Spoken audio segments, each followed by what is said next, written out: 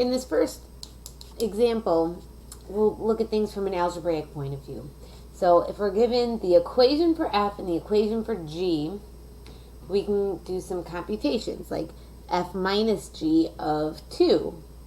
Well, we know that that will be computed as f of 2 minus g of 2.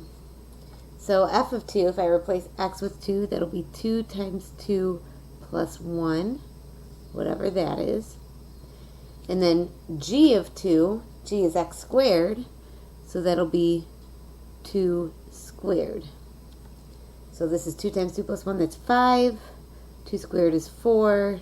Subtract the 2, we get 1.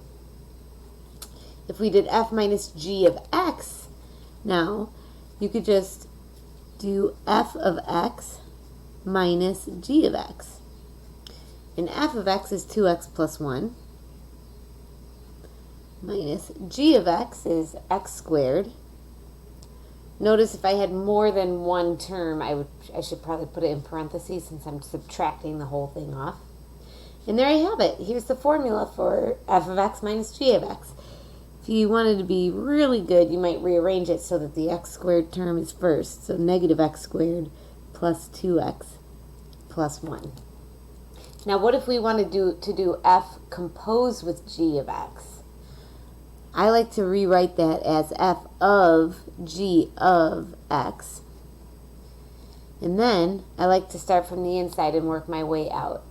So g of x is x squared. So I'm going to replace g of x here with x squared. And now I need to compute f of x squared. So here's f of x. That'll be 2 times whatever the input is plus 1. This tells me that my input is x squared. So I'll compute that as 2 times the input, which is x squared, plus 1. So that is the composition.